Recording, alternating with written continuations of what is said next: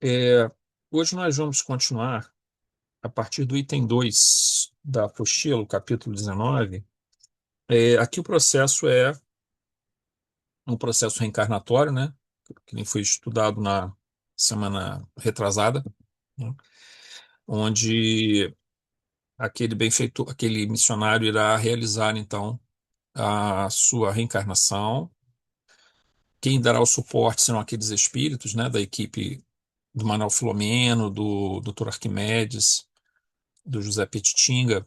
Na verdade, ele chega àquele núcleo, né, aquele acampamento ali em João Pessoa, na Paraíba, e dali estão sendo feitas todas essas tarefas, né? É um acampamento provisório, né, da espiritualidade, como se fosse um posto de socorro avançado, porém provisório. Então ali ele aproveita é, digamos assim, a presença de toda essa equipe espiritual para dali então realizar a finalização do seu processo reencarnatório que vai acontecer.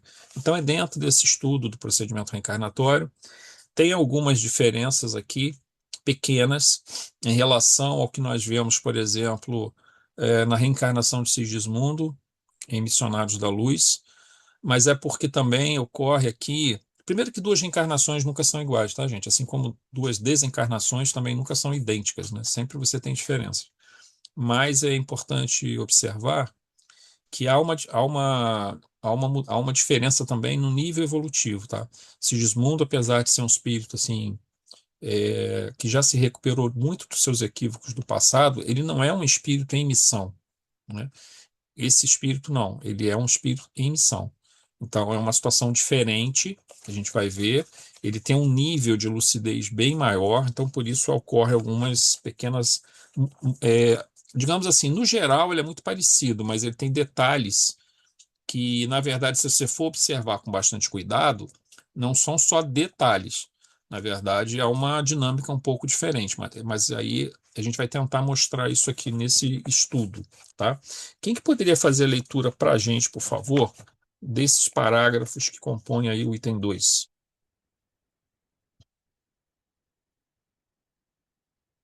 Você faz para a gente, Valerinha? Paz, compromisso de libertação. Dispensável Não, mas informar. não é cabe nos a tarefa, não? Ué, não é no começo, não? Não, é o 2.1. Ele É porque a está gente não onde, então? é porque a Peraí, gente não desculpa. terminou, é que a gente vai tentar fazer o 3, né? Mas a gente não Então, terminou peraí, deixa eu achar aqui. Eu achei que o estava 2, não. começando. É cabe? Isso. Cabe-nos a Qual tarefa de página? Ah, conduzir. tá, tá, achei. Cabe-nos a tarefa, é isso? Isso. Tá, desculpa aí. Falou. Tranquilo. Cabe-nos a tarefa de conduzi-lo ao futuro lar, onde hoje se dará a imantação inicial para a concepção física e consequente processo de reencarnação. Ficamos eufóricos com a notícia que me ensejaria participar, pela segunda vez, de um projeto reencarnatório com tal magnitude. Mais ou menos às 10 horas, recepcionamos pequeno grupo de benfeitores espirituais que trazia o felizardo candidato à viagem carnal, a ser empreendida logo mais. Eu estava diante de insigne trabalhador que tivera oportunidade de conhecer na terra, através das suas obras, e em cujo texto encontrará segurança e conforto moral para dedicar-me às tarefas a que me afeiçoara na União Espírita Baiana, ao lado de José Petitinga. Apresentando-se cordial e simpático, não ocultava a expectativa da feliz ocorrência que o conduziria na matéria por algumas dezenas de anos por vindouros. Após explicações iniciais, agradecimentos àqueles que compartilharam da viagem até o nosso núcleo, explicou-nos algo jovialmente. Para o cometimento, fui preparado com infinito carinho por dedicados ceareiros de Jesus. A reencarnação, no entanto, é sempre eu cessa, Excelso. concessão de Deus, não sai de jeito nenhum, concessão de Deus que nem sempre sabemos utilizar conforme esperado. o mergulho na densa neblina carnal, de alguma forma, diminui a intensidade da lucidez a respeito dos compromissos assumidos, permitindo-nos desfalecer. Ao mesmo tempo, o reencontro com o amigo que deixamos na retaguarda, quando nos predominava a maior soma de egoísmo e do despautério, provoca choques e reações às vezes imprevisíveis. Da mesma forma, pululam os adversários do progresso, que não trepidam em agredir, dificultar, malsinar as horas de quem opera no bem.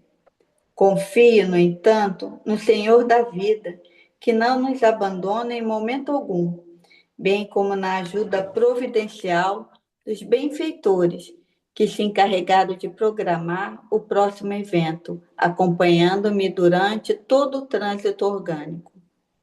Não obstante, solicito também aos caros amigos que aqui permanecerem, que dentro de suas possibilidades futuras, acorram em meu auxílio, a fim de que o esforço desprendido pelos nossos guias não seja desperdiçado por imprudência ou descontrole de minha parte. Elucidou-nos que já conhecia os futuros pais, aos quais se encontrava familiarmente ligado por experiências anteriores, que eram portadores dos elementos biológicos saudáveis de que necessitava para o bom desempenho da tarefa. Esclareceu também que teria na família um irmão enfermo, portador de alienação mental, que lhe constituiria instrumento de renovação, de paciência e de vivência das sublimes propostas evangélicas, a fim de o auxiliar, bem como aos pais transidos de dor. Igualmente, explicou-nos que fora submetido a tratamentos especiais no perispírito, de forma que assimilasse recursos fluídicos e de outra natureza para a consecução do empreendimento. Recebera por vários meses passes magnéticos em câmaras especiais e fora submetido às várias alterações na estrutura orgânica e na forma, diminuição da estrutura perispiritual, para facilmente adaptar-se ao processo da reencarnação. Diversas vezes, em transes hipnóticos, foi induzida a conscientização do trabalho a realizar, de forma que ficassem impressos nos arcanos do espírito as diretrizes e os procedimentos por vindouros. Igualmente, visitar os futuros pais, procurando sintonia propiciadora do êxito, especialmente com aquela que lhe concederia o sacrário generoso para a futura forma, no qual, em perfeita comunhão mental, deveria desenvolver os órgãos e despertar os sentimentos. Muito bem. Então, indo aqui no item 2.1, a apostila anterior, a gente vai tentar ainda aproveitar o item 3 na apostila que foi colocado ontem à noite. O grupo se encontra logo a seguir com o missionário que irá reencarnar. Aqui verificamos uma questão interessante quando comparamos a condição de lucidez desse espírito com de outros casos, como, por exemplo, a reencarnação de Sigismundo em Missionários da Luz. Naquela obra, o espírito se encontrava já alguns dias antes da entrada na matéria com certa perturbação, resultante da preparação reencarnatória, e o receio de falhar em sua tarefa, o que lhe causava grande receio. Assim, na verdade, o Sigismundo, quando a gente vai ler o caso lá dele, né, no Missionários da Luz, ele está muito angustiado, ele fica receoso do processo reencarnatório, dele falhar novamente. O caso do Sigismundo é um caso meio complexo, né, porque na reencarnação anterior ele havia sido um criminoso, né, ele foi um criminoso. Mataram o atual pai dele, né, o Adelino, que ele iria reencarnar. E aí, então, ele se recupera no plano espiritual, angaria muitos créditos pelo trabalho que ele realiza, se modifica completamente, mas ele traz esse medo, né, do processo reencarnatório. E aí, quando ele adentra o processo de reencarnação, ele começa a vacilar. Então, ele precisa de muita ajuda para poder conseguir, vamos dizer assim, lidar com esse processo, né? E é importante que na reencarnação o espírito esteja equilibrado, não esteja com medo, não esteja angustiado, porque essa energização de determinados, no caso aqui a gente vai observar que ocorre algo parecido na questão do espermatozoide, né? Lá foram os técnicos da espiritualidade que escolhem um espermatozoide específico, trazendo a carga genética necessária para o Sigismundo, né, na obra Missionários da Luz, e que ele vai ser energizado e vai disparar na frente dos outros, para ele poder chegar no óvulo primeiro lá na trompa de Falópio. Nesse caso aqui, é o próprio espírito reencarnante que vai conseguir fazer isso. Então a gente observa que há uma diferença assim, muito grande em termos de lucidez do espírito nessa situação reencarnatória, né? Esse aqui, inclusive a gente observa, né, que o próprio Manuel Filomeno fala que leu obras dele, né, quando ele estava lá na Federação Espírita da Bahia, junto com José Petitinga, né, que foi meio que assim o orientador do Manuel Filomeno quando eles estiveram encarnados aqui no Brasil, no início do século XX, final do século XIX, início do século XX, e ele leu obras desse autor, digamos, desse pesquisador, desse estudioso espírita, que estava ali novamente voltando. Então era realmente um espírito de escola ali, que estava chegando novamente, e aí por isso a gente não fica sabendo qual o nome dele, né? Mas ele foi muito preparado antes de reencarnar. O Sigismundo, a gente vai observar que a redução perispirítica se dá no momento próximo da desencarnação. Aparentemente é ali que vai dar o processo só. Esse espírito não, ele já teve vários processos tanto de hipnose para poder induzir digamos assim, a missão, a tarefa na mente dele do que ele tinha que fazer, da importância do que ele tinha que fazer, do trabalho que ele tinha que realizar, que era meio que uma união de ciência e religião, né? Especialmente no campo do espiritismo. A gente não sabe se é na área de saúde, se é em outra área, isso aqui não é especificado, mas é um estudo onde ele vai procurar ter que enfrentar todo o materialismo científico, buscando trazer mais esse lado mais espiritual, que é uma grande batalha, né? Lembra um pouquinho a situação do Dr. Emir, né, que a gente viu lá nos capítulos anteriores, aquele psiquiatra dentro daquele hospital espírita, hospital psiquiátrico espírita, só que aqui ele é mais mesmo no campo da pesquisa, onde ele vai trazer, como foi lá, como ocorreu lá no final do século XIX, né, meados do final do século, até o final, iníciozinho do século XX, final do século XIX, toda aquela quantidade de pesquisas que eram feitas para alavancar e dar subsídios à doutrina espírita. Então ele meio que retoma esse trabalho, então é uma tarefa muito importante. Então ele foi preparado com bastante antecedência. Então ele chega ali na hora, ele está com o perispírito dele um pouco reduzido, porque ele já perdeu um pouco da matéria da colônia espiritual onde ele estava, e começa a assimilar a matéria, digamos assim, própria do nosso plano, que vai ocorrer gradativamente. Mas ele precisa ter essa redução perispirítica, e ele já fez um processo meio como se fosse um treinamento, vamos dizer assim, para ter essa flexibilidade da redução perispiritual e do processo de concentração que ele precisa para reencarnar. Então é bem diferente nesse aspecto, mas isso se dá pela diferença evolutiva e pela importância do trabalho a ser realizado. Ele vai enfrentar muitos obstáculos, né? Ele mesmo coloca isso. Então ele precisou de muita ajuda no sentido pelo tamanho da missão, mas o nível de lucidez dele é surpreendente aqui antes do processo reencarnatório, porque geralmente o espírito começa a entrar num estado de perturbação, assim como ocorre na desencarnação. Você desencarna, você entra num estado de perturbação, porque você está se adaptando a um novo plano de vida, que é o plano espiritual. Quando você encarna, entra no estado de perturbação também, porque agora você está entrando no plano da matéria. Então, nós estamos deixando um condicionamento que nós tínhamos num determinado plano da vida para entrar num outro plano da vida. Então, o estado de perturbação ocorre nos dois sentidos. Só que, da mesma forma que espíritos muito evoluídos, às vezes já chegam no plano espiritual sem nenhuma perturbação, alguns espíritos, como esse aqui, já chegam no plano da matéria também sem perturbação, porque a capacidade dele de lucidez é muito grande pela evolução espiritual que ele tem, tá? Então, continuando aqui, né, que vemos pela condição espiritual mais elevada do missionário, um estado de perfeita lucidez, a perfeita consciência da tarefa que lhe aguardava, da missão que teria que ser cumprida. Tinha clara percepção das dificuldades que encontraria pelo próprio ato de reencarnar, pois, estando ainda no plano espiritual, plena era sua capacidade de compreensão e menor os condicionamentos que encontraria na Terra.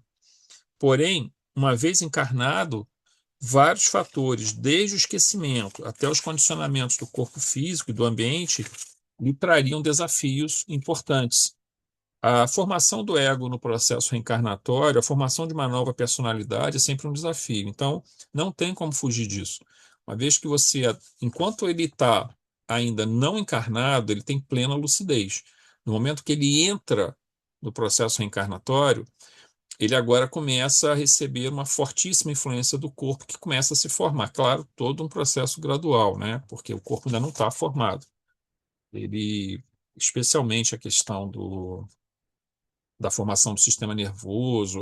Na verdade, a formação toda do feto, de 5 a 6 meses mais ou menos, é o ponto onde o espírito está, digamos, quase plenamente conectado, né? A 99% conectado o seu perispírito e as sensações que ele recebe. Só que aí acontece que você precisa formar o ego, a persona, dentro da reencarnação. E ela é condicionada pelo corpo físico, com toda a sua bioquímica específica, né? É condicionada pelo meio, pela família onde ele nasce, pelos amigos que ele tem, pela cultura que faz parte onde ele está inserido, o país que ele reencarnou, tudo vai moldando esse ego. Ele tem as influências espirituais e tem a influência do psiquismo de profundidade dele, que são todas as memórias reencarnatórias. Por isso que na formação desse ego foi importante ter feito esse trabalho de hipnose no plano espiritual para reforçar essa pulsão, vamos dizer assim, que coloca ele num roteiro, né, num caminho para realizar a missão dele.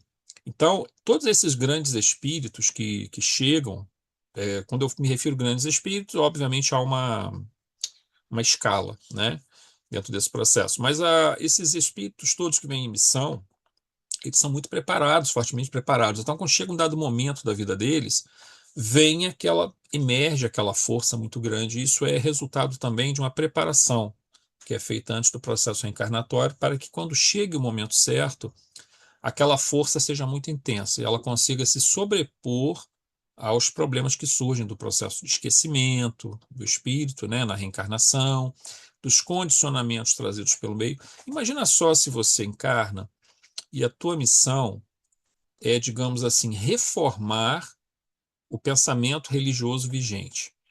Não, assim, reformar que eu me refiro não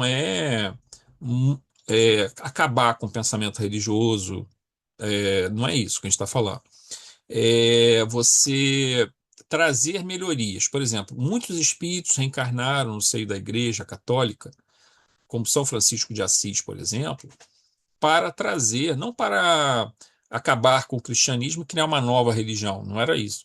O que ele veio foi para trazer um retorno até às origens e tirar os excessos, né, os abusos que estavam sendo feitos. Então, muitos missionários vieram, por exemplo, no campo do cristianismo, dentro da Igreja Católica, com essa finalidade. Só que uma vez que você nasce, passa pelo esquecimento e está mergulhado dentro daquela essência religiosa na qual faz parte da sua vida, às vezes você pode chegar e não conseguir se movimentar para fazer a reforma que é necessária. Isso é um processo muito difícil de ser feito. Então o espírito tem que se manter muito firme naquele propósito. Então por isso que se reforça esse aspecto da missão dele. Item 2.2. O espírito missionário tinha percepção clara em relação aos desafios que encontraria, no sentido de grande resistência a uma visão espiritualista no campo da ciência, que busca quase que de forma anticientífica negar a existência do espírito a priori, né, gente? Eu não coloquei a priori aqui, mas é o que acontece. Quando eu estive lendo muito agora recentemente, por causa de um livro que eu estava lendo sobre terapias espirituais, e aí da Associação Médica Espírita, e estava citando muitos trabalhos, né, que a gente observa que são feitos de pesquisa, tá? E há muita resistência. É, existe uma visão dentro da ciência hoje que é uma visão muito, não vou colocar materialista, né? É ateísta. Ela nega a priori o espírito, o que é um equívoco, né? Porque você não pode negar a priori uma coisa sem ter estudado o fenômeno. E nesse aspecto, no século XIX, os cientistas eram bem mais, assim, início do século XX, eles eram muito mais propensos a se debruçar sobre o fenômeno. Com todos os problemas que Kardec teve, com todas as dificuldades que ele encontrou, das resistências, tanto no campo religioso, mas também no campo científico, os cientistas da época, da academia da época, que via com. Já tinha aquela visão materialista muito forte no século XIX, mas muitos desses cientistas se puseram a estudar o fenômeno. Mesmo que partissem da premissa de que ele estava errado, que aquilo não era verdadeiro, eles se puseram a estudar o fenômeno e muitos se convenceram a partir do estudo do fenômeno. Mas hoje em dia é pior, porque não só ele tem a posição a priori, como ele até se nega a fazer a própria pesquisa, porque ele já acha que aquilo ali não pode ser assim. Isso não é a ciência. A ciência ela tem que partir do princípio de que se tem um fenômeno, eu tenho que estudá-lo. E aí, ao estudar esse fenômeno, ao mensurá-lo, ao observar o que que acontece, eu vou elaborar uma hipótese, né? E essa hipótese, se ela se confirmar, ela pode vir a formar uma teoria, né? Agora, você dizer a priori que esse fenômeno não pode acontecer e você se nega a estudá-lo porque ele não pode acontecer, isso é anticientífico. É incrível esse processo porque a ciência, ela, em teoria, não poderia ter esse pensamento a priori, né? Mas ele tem. E essa dificuldade, né, que esse espírito vai encontrar. E vejam, essa parte ela é muito importante porque a gente não pode esquecer a nossa origem, gente. O espiritismo, ele nasceu de uma concepção trina, né? Que ela é uma filosofia, ela é uma ciência e ela é uma religião, né? Com aquelas ressalvas que a gente faz no sentido religioso, mas uma concepção espiritual, né? Uma filosofia espiritualista, né, que está juntando religião com filosofia. E ela tem um componente científico. E esses componentes precisam estar sempre sendo alimentados. A gente não pode simplesmente parar, não vou mais estudar o aspecto científico, que agora é só o aspecto espiritual, moral e filosófico. Não, todos os três têm que continuar sendo trabalhados. A gente tem que ir aprimorando o aspecto filosófico, temos que ir aprimorando o aspecto científico e mais ainda o aspecto moral e religioso, né, que fundamentalmente é o evangelho. Então, em ciência é a mesma coisa.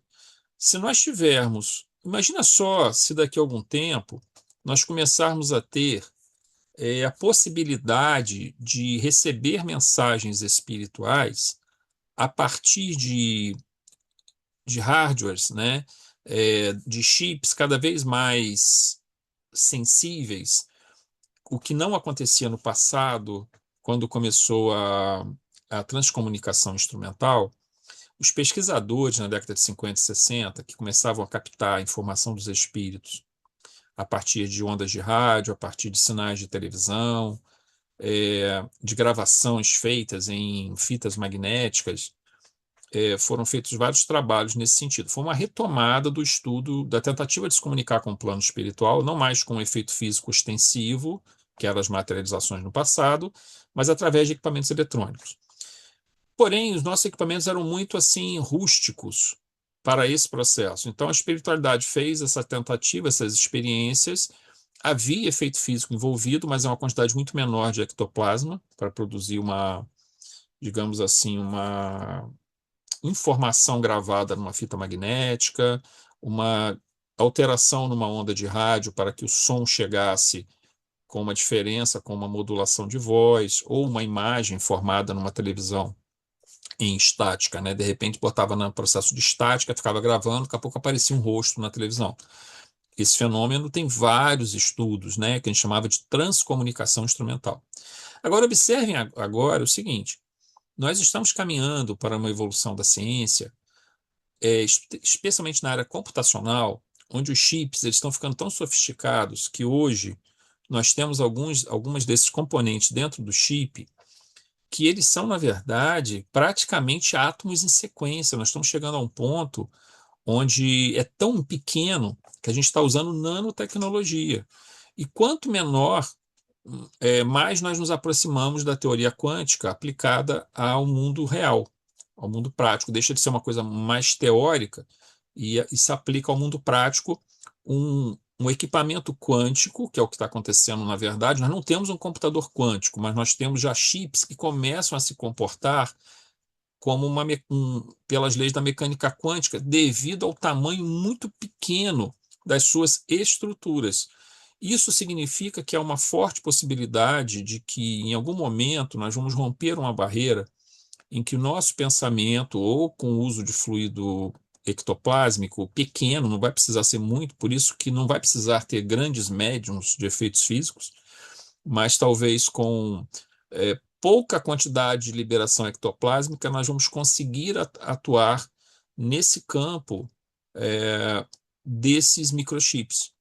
E isso significa que a transcomunicação instrumental ela poderá ser retomada com muito mais eficácia. É bem provável que isso venha a acontecer. E quando isso acontecer, a ciência simplesmente ficará perdida, porque, na verdade, nós espíritas entendemos mais ou menos o que está acontecendo, não com detalhes científicos, técnicos, obviamente, né, porque isso é uma área que a espiritualidade que domina, mas nós deveríamos estar nos preparando, por exemplo, para essa revolução. Imagina só você poder, num aparelho, conversar com os espíritos. Quer dizer, o médium, na verdade, vai ser o aparelho. Agora, vai precisar ter, e isso o próprio Chico Xavier falava, de que talvez um dia, na verdade, os médiums seriam equipamentos, né, por conta da transcomunicação instrumental, que naquela época, década de 50, 60, ela estava surgindo com muita força, final da década de 60 e tal. Talvez isso aconteça realmente, e nós tenhamos a possibilidade de estar nos comunicando com o mundo espiritual de uma forma muito mais intensa, bastando que a pessoa tenha a capacidade de doação fluídica mais forte um pouco do que um passe, tá? Mais fluido vital o suficiente para que haja algum nível de efeito físico, mas não vai ser nem um percentual em relação ao que era necessário no passado para produzir uma materialização, é muito menos do que isso. Por isso que esse fenômeno poderá se mostrar muito mais abrangente. Então, a doutrina espírita poderá ter uma alavancagem enorme nesse sentido. Agora, nós não podemos abandonar esse aspecto científico da doutrina, temos que continuar estudando ele da mesma forma que nos aprimoramos no sentido moral e também no sentido filosófico, né? Continuando aqui no 2.2, muitas vezes tais comportamentos de nomes respeitáveis no campo da ciência, quer dizer, esses comportamentos anticientíficos, né, vamos chamar assim, com negativas sistemáticas a tudo que se refere ao conceito de Deus e da sobrevivência após a morte, prejudica a melhora da condição humana, que poderia não só no campo moral e filosófico se beneficiar de conceitos tão claros e racionais no campo da espiritualidade, como também mesmo na área das ciências médicas e psicológicas, por exemplo, encontrar tratamentos baseados na oração e na fluidoterapia. A gente tem muito trabalho hoje de passes aplicados em hospitais. A gente estava vendo isso nesse livro também, que está nos Estados Unidos, né? Lá eles chamam de toque terapêutico, né? Ou toque de cura, né? Healing touch. Mas ele, assim, ainda é um processo que no Espiritismo nós temos um controle e um conhecimento bem maior sobre esse processo, porque entendemos a participação da espiritualidade nisso. É curioso que nos Estados Unidos, o Healing Touch e outros métodos, eles, na verdade, meio que retomam aquele trabalho antes de Kardec do magnetismo de Mesmer e alguns outros que vieram depois. Vocês lembram que o Kardec vai falar do desgaste que o médium. Ele não usa o mesmo o termo médium no primeiro momento, porque é um magnetizador, na verdade, ele está usando fluido vital só. E às vezes ficava lá 20, 30, 40 minutos impondo as mãos para realizar uma cura. Era um desgaste muito grande fluídico para o indivíduo doador. Depois a gente observa que, na verdade, todo esse processo ele pode ser feito num tempo mais curto e com a presença da espiritualidade. Mas lá é curioso, porque eles meio que retomam esse magnetismo lá do início do século XIX, né? Que Kardec estudou muito também. E depois ele começa a ter que dividir isso com a doutrina espírita, digamos assim. Então, ele traz um pouco desse estudo do magnetismo para dentro da doutrina espírita, mas ele ainda continua ligado a isso, porém não mais com aquele estudo mais aprofundado que ele realizava antes, né? Porque agora ele incorpora a doutrina espírita as possibilidades de um indivíduo realizar curas pela imposição das mãos. Na verdade, não deixa de ser o que a gente faz na casa espírita no passe, tá? Porque, como a gente já falou outras vezes, você tem as entidades trabalhando ao nosso lado na aplicação do passe, eles estão direcionando, dando qualidades a esses fluidos para realizar processos terapêuticos no perispírito, no corpo físico, intuições que são levadas às pessoas que estão ali. Porém, o médium, ele ao impor as suas mãos, ele não só está irradiando do seu perispírito, ampliando o seu campo perispirítico, que alcança a pessoa e leva um processo curador, também pode levar a um processo de cura e de auxílio, como ele também emite fluido vital. E ao emitir fluidos vitais, esses fluidos são muito importantes no tratamento, eles são manipulados pela espiritualidade seja para reequilíbrio perispirítico, seja para reequilíbrio no corpo físico. Então, na verdade, de certa forma, o passe feito na cabine ele é magnético espiritual. A gente tem esse magnetismo, que é o fluido vital, aliado aos fluidos espirituais e perispirituais, que atuam no corpo do indivíduo. Tá? Isso seria muito importante para a ciência se nós pudéssemos fazer essas pesquisas sem tanto preconceito, sem tanta negativa a priori, né? E quem se beneficiaria seriam as próprias pessoas. Imagina se nós tivéssemos um monte de pessoas aprendendo a aplicar passes e entendendo a dinâmica desse processo, e a necessidade de conexão com o plano espiritual e pacientes se beneficiando de um processo terapêutico complementar e não visa substituir o processo médico, isso é importante a gente entender. Ele é um tratamento integrativo complementar ao processo médico, aos procedimentos médicos. Então, por exemplo, a pessoa fez a cirurgia, qual o objetivo do passe e das imposições de mãos ali?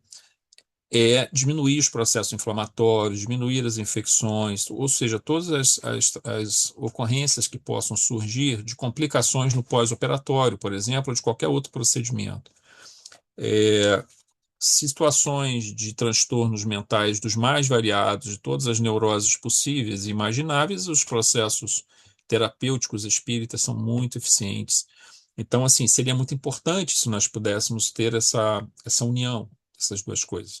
Isso vai acontecer num dado momento, mas é nessa situação que nós estamos observando a reencarnação desse espírito aqui, com essas finalidades, de trazer bagagens que serão válidas depois, criar estruturas que serão válidas para permitir essa união maior entre ciência e o espiritismo, a ciência e o espírito. 2.3. Quanto ao processo reencarnatório em si, informou que já conhecia de outras experiências seus futuros pais, já tinha reencarnado com eles antes, né? E que antes desse processo reencarnatório fora visitá-los mais de uma vez para o processo natural de harmonização. Então ele tinha encontros, né, em desdobramento dos pais, eles se encontravam no plano espiritual, para poder já ir se adaptando, né, e criando o máximo de elementos favoráveis ao processo reencarnatório. Conheci em pormenores seu planejamento espiritual e a tarefa que teria de realizar. Muito interessante a informação trazida do tratamento hipnótico que recebera no plano espiritual para que as ideias de sua tarefa ficassem bastante condicionadas no nível subconsciente, ou seja, vindo à tona, né, de uma forma subliminar, né, de uma maneira que ele não percebia, mas o sentido, quando chegasse a maturidade dele, seus 19, 20, 21, 22 anos, viria com muita força aquele, aquela noção de tarefa que ele teria que realizar. Ficassem bastante condicionáveis no subconsciente, de modo a diminuir as chances de desvios do roteiro traçado, ainda que aqui continue valendo o livre-arbítrio. Ou seja, todo o tratamento, todo o processo que foi feito não impede que ele venha a refugar, né, gente? Sempre o espírito poderá falhar dentro desse trabalho, não importa o nível evolutivo dele. Estar encarnado é sempre um risco. É sempre uma situação em que a reencarnação ela é um desafio, sempre, para todos nós. Estar reencarnado é um desafio, porque nós temos fatores condicionantes que podem nos afastar da nossa busca espiritual, que na verdade é a grande finalidade do empreendimento reencarnatório. É, é claro que você não conseguiria fazer, nenhum de nós vai conseguir fazer esse empreendimento de alcançar a luz em uma única reencarnação. Nós precisaríamos de várias reencarnações. Isso significa, então, que nós teremos ainda que vivenciar muita materialidade durante esse processo, mas ele precisa ser, e aos poucos, ir cedendo espaço. Então, se a gente sei lá, num dado momento da nossa jornada, a gente é 80% material e 20% espiritual, no sentido reencarnatório, esse número precisa ir mudando, né? Uma hora vai ter que ser 30% espiritual, 70% material. Mais à frente, 40% espiritual, 60% material. Até que a gente chegue ao máximo que é possível conseguir, não vai ser 100% espiritual, porque senão a gente não estaria encarnado, mas chegar ao máximo possível do espiritual que a matéria permite, ao espírito encarnado aqui. E aí, nesse estágio, em geral, o espírito já começa a ter visões estáticas, né, visões de êxtase, ele já consegue ter visões contemplativas, ele tem uma capacidade de desdobramento muito fácil, ele desenvolve evidência com muita facilidade, porque os seus laços estão muito sutis, ele não tem laços densos prendendo ele à matéria com muita força. Então, ele precisa ainda do corpo físico, então ele tem que se alimentar, ele tem que trabalhar, ele tem que exercer todas as atividades, né?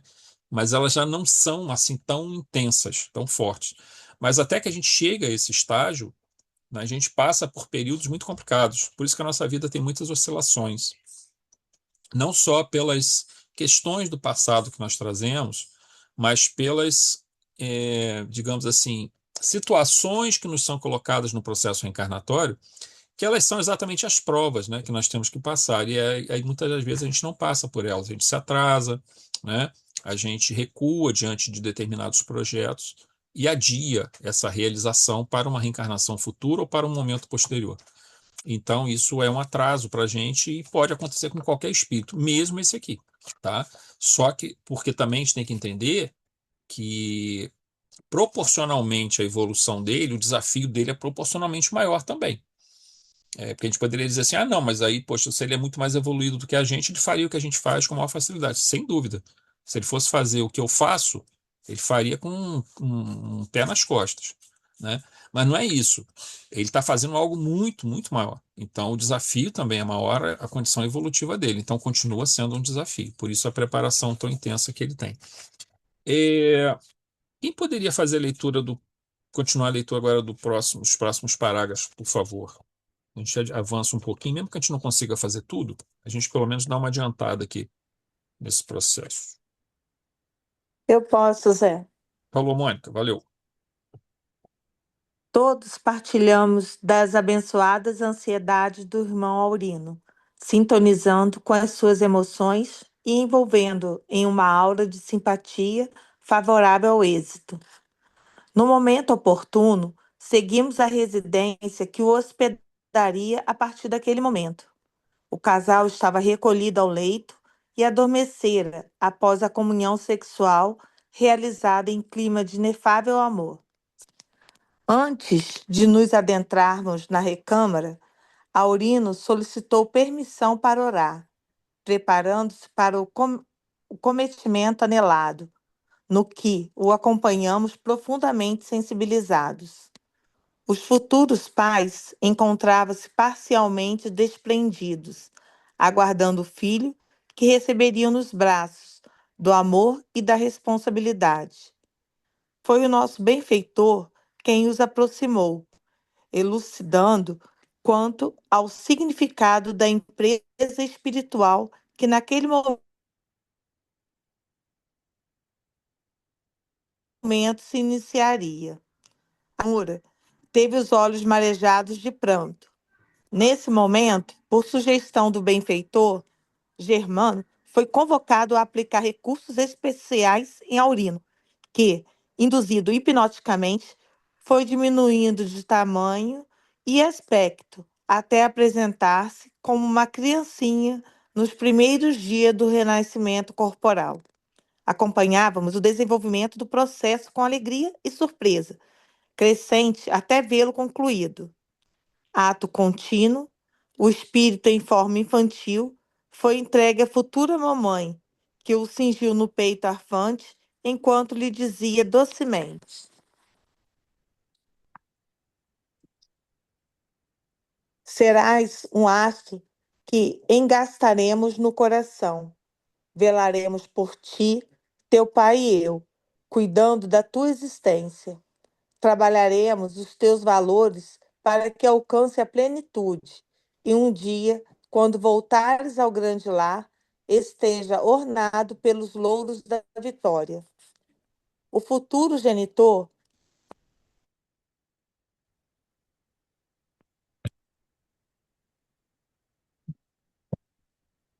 Oi,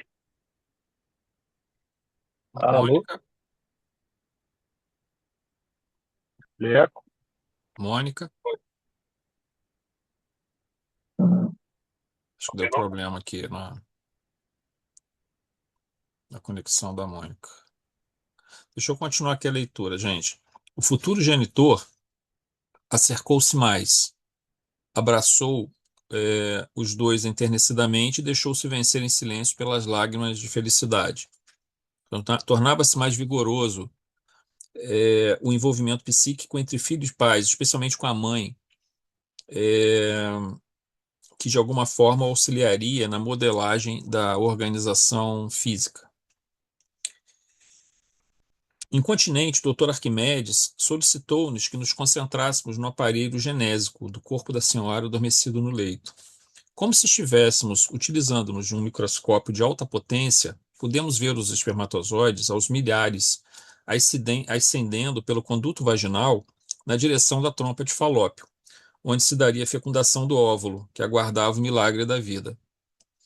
Tocando o chakra coronário de Aurino e realizando movimentos específicos, propiciou-se que uma onda mental poderosa dele se deslocasse, adentrando-se pela cânula vaginal e alcançando determinado gameta, que ao impulso dessa energia disparou com maior velocidade, a fim de vencer a corrida que os demais se entregavam. Este será o portador do ADN, ou DNA, né, responsável pelas heranças paternas, nas quais estão impressas as possibilidades de organização fisiológica do nosso viajante. As demais se encontram no óvulo materno, já preparado para o processo de fecundação. Como é de nosso conhecimento, após a fecundação, em cujo processo o espermatozoide poderá demorar até 12 horas de navegação pelo aparelho reprodutor feminino, ascendendo, passando pelo colo do útero para, na referida trompa de Falópio, ter início à vida. Contemplamos a base feliz do grande milagre que é a vida. Aqueles outros que não lograrem êxito ficarão por vários dias em torno do ócito, sem qualquer perigo para o zigoto que agora viajará por quase 3 dias para sua fixação no útero. No interior dessa formação começa o mais desafiador fenômeno da fatalidade biológica, em que a natureza, ao influxo de sublimes engenheiros espirituais, gastou alguns bilhões de anos para organizar-se, iniciando-se os vários fenômenos mediante a fusão das células, atendendo a esse impositivo energético. O protoplasma do óvulo começa a vibrar violentamente. De imediato, os núcleos do espermatozoide do óvulo aproximam-se, crescem e libertam-se das suas membranas protetoras, fundindo-se.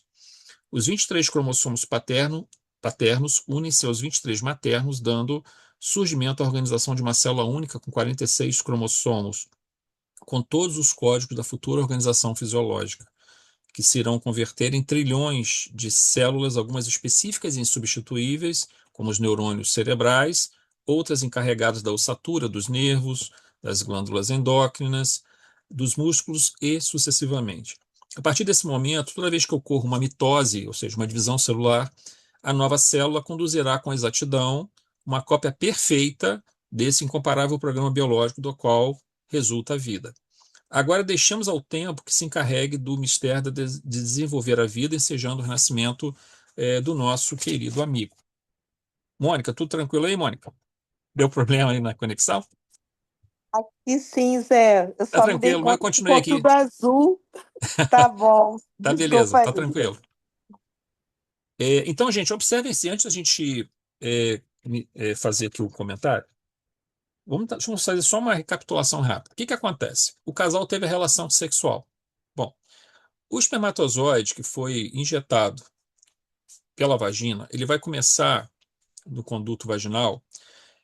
é, o- São milhões de espermatozoides, né? Só que eles não são idênticos. Eles não têm um DNA. Quer dizer, eles são muito parecidos, mas não são exatamente iguais. Existem diferenças. Um espermatozoide A, B, C, D, E. Um espermatozoide e outro vai produzir diferenças no corpo físico que vai se formar.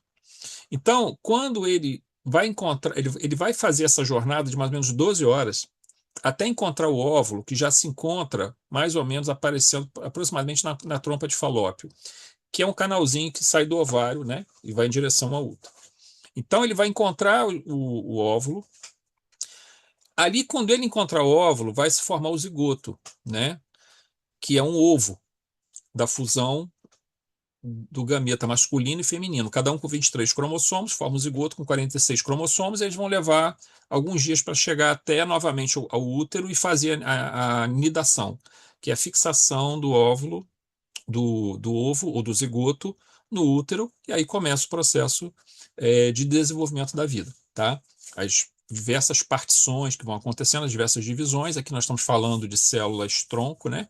São células indiferenciadas ainda e vão começar a se diferenciar à medida que elas forem se multiplicando, se duplicando.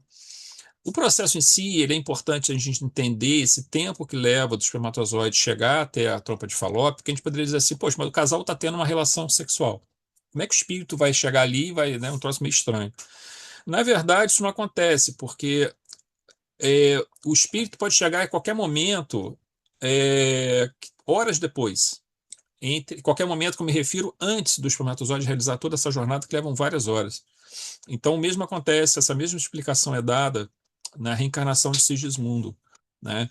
Não precisa ter essa preocupação, a espiritualidade não vai chegar lá na hora que o casal tiver, né, tendo a sua relação sexual, não é isso. Depois que houve a, o término da relação sexual é que a espiritualidade vai chegar e vai fazer todo esse procedimento. Agora, observem que aí agora a gente entra num outro problema, numa outra questão. Imagina agora um sexo feito sem nenhuma responsabilidade, feito na presença de várias entidades apegadas, ligadas ainda a uma sexualidade desregrada que elas tiveram, digamos, na sua última encarnação e não conseguiram, porque o sexo ele se transforma quase que num vício, né? Para aqueles que tem indivíduos que são absolutamente, tanto homens quanto mulheres, são absolutamente desregrados, né? A gente tem muitas dessas situações e ambientes também próprios, propícios a isso.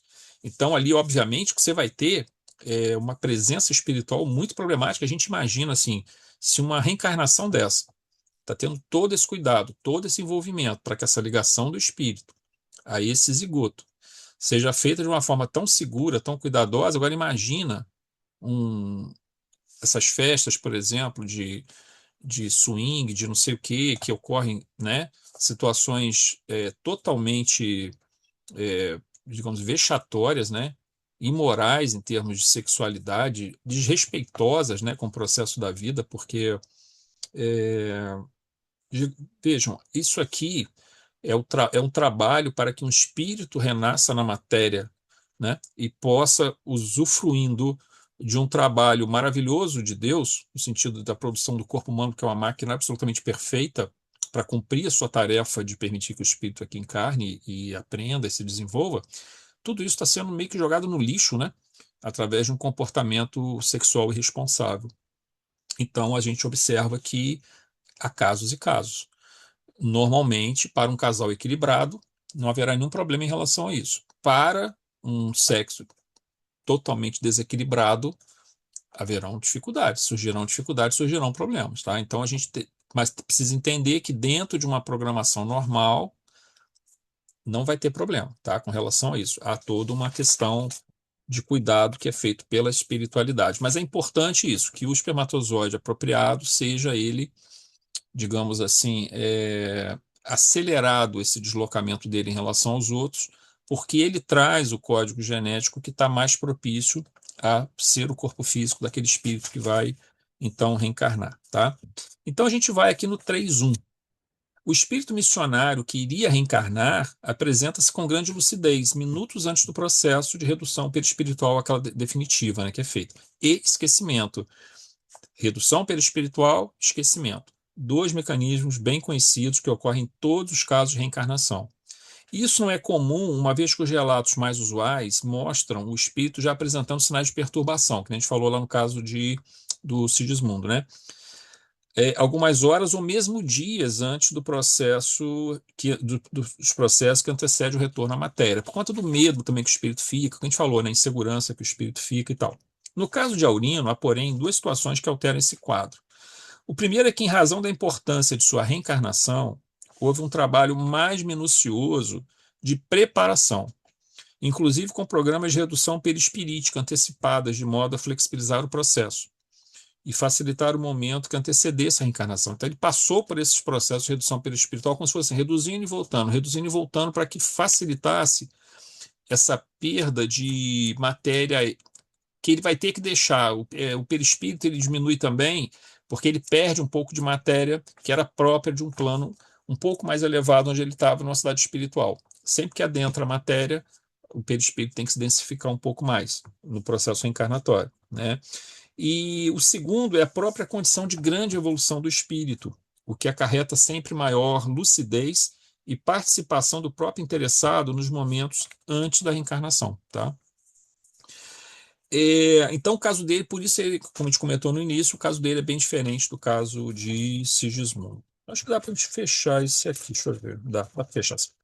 3.2. Observa-se também a condição de elevação espiritual dos seus pais, que em desdobramento compreendem perfeitamente o que está acontecendo. Estão lúcidos ali, tá, gente, no desdobramento deles.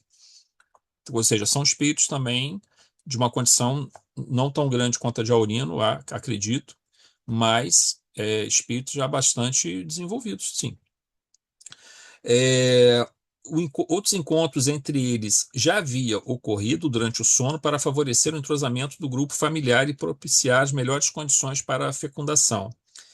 Ligação do reencarnante e gestação, porque são 3 etapas aqui, né, gente? A gente vai ter a fecundação, é um processo importante. Depois nós vamos ter a ligação célula a célula do perispírito. E depois temos que ter todo o processo de gestação, todos os processos muito sensíveis. Quanto mais evoluído o espírito, como a gente falou, menor é o nível de ligação dele à matéria. Então, é sempre mais sensível, tem que ser muito cuidado. Então, os espíritos visitam com frequência para ajudar nesse processo. Mas um espírito também que pode ocorrer o processo inverso também. Um espírito com muitos problemas, ele terá dificuldade para reencarnar também, dependendo dos desequilíbrios que ele traga. Não pela fragilidade dos laços, mas pelos desequilíbrios que ele traz e tornam essas conexões célula-célula um pouco mais complicadas. Quando a gente fala conexão célula-célula, a gente tem que entender o seguinte: a gente não está falando tanto de conexão com o DNA das células, não, tá, gente? A influência da ligação do espírito parece, via perispírito, ela parece ser maior no citoplasma, né? Na parte onde estão todas aquelas organelas ali entre a membrana e o núcleo. No núcleo, a gente tem o DNA.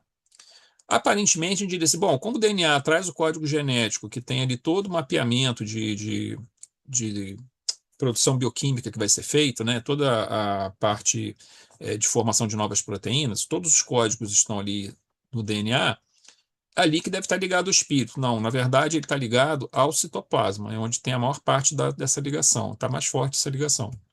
Ele está ligado a toda a célula, mas a ligação mais forte ali. Porque, na verdade, apesar do DNA ter ali o código de formação de novas proteínas, que é o que vai determinar todas as estruturas, tanto de manutenção quanto as estruturas normais de funcionamento do corpo, quem, na verdade, determina controles é o citoplasma. Por exemplo, a mitocôndria e o ribossomo têm controle sobre a ativação e desativação de genes. Então, na verdade, os genes, eles têm digamos assim, eles têm lá o software deles, onde estão os códigos, mas eles têm que ser ativados e desativados. Então, a membrana celular também, externa, também tem uma participação muito importante, Mas o citoplasma tem uma manutenção desse processo muito grande, porque ele ativa e desativa a gênese, de acordo com as informações que ele recebe da membrana citoplasmática. Então, a gente tem três áreas da célula que elas meio que se ajustam. E esse ajuste é uma coisa fantástica, porque não tem ninguém que tenha o domínio completo. Todos os três precisam se fazer um processo integrativo, né? Então, quem controla isso muito é o próprio espírito, tá? Ligando-se ao citoplasma e algumas organelas, né? Especialmente as mitocôndrias e os ribossomos, tá? São muito importantes dentro desse processo. Vamos pegar aqui.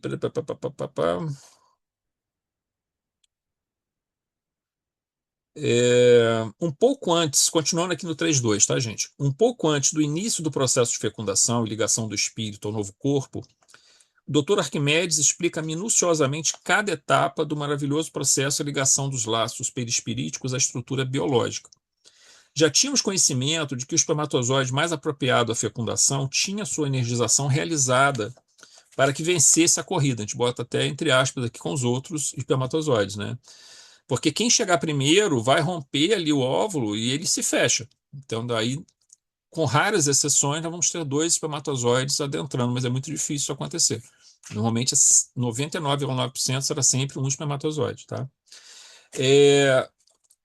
O espermatozoide mais apropriado à fecundação tinha sua energização realizada para que vencesse a corrida rumo ao óvulo na trompa de Falópio.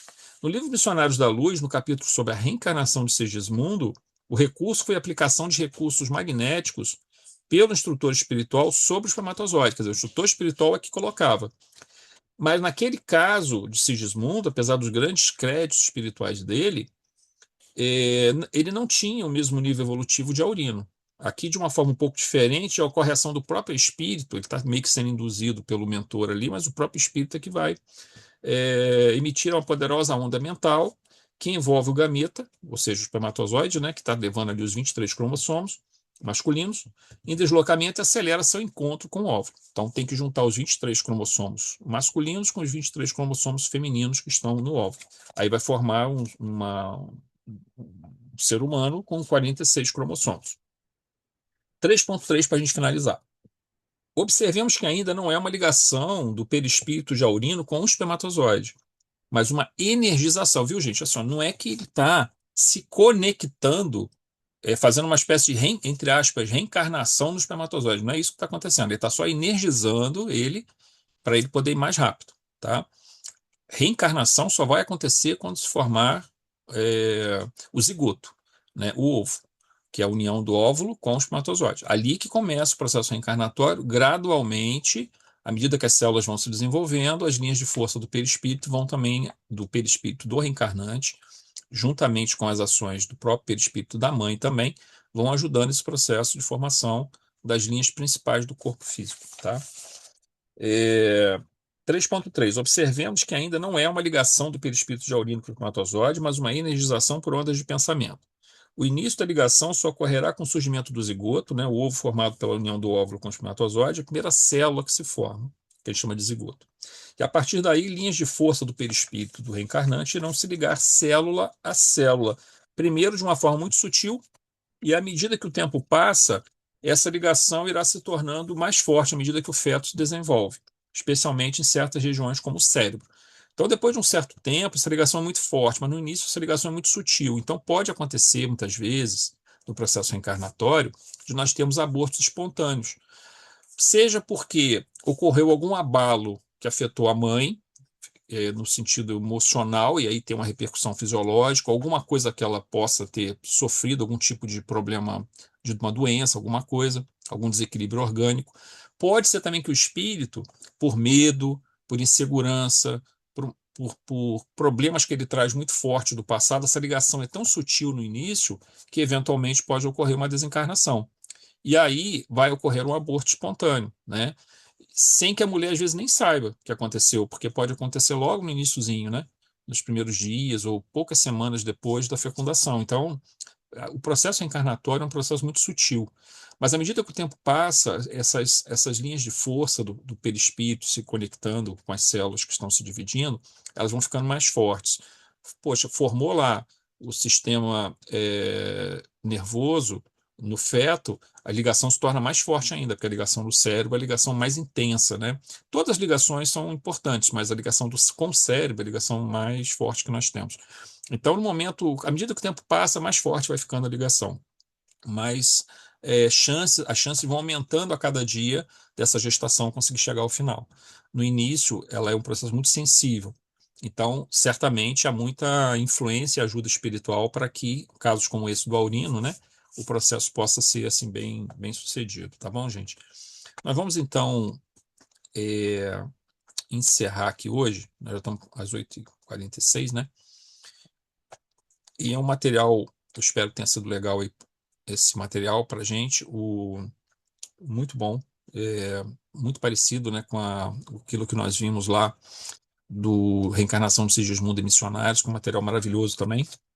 E aqui a gente vai reforçando esses nossos estudos, né, dentro dessa área do processo reencarnatório e vendo a trabalheira que dá, né, para a espiritualidade nós estarmos aqui, né. O quanto é importante o processo reencarnatório, o quanto a gente deve valorizar e ser grato pelo corpo físico que recebemos. Bom, a gente vai pausar aqui então e vamos fazer a nossa oração, tá? De encerramento.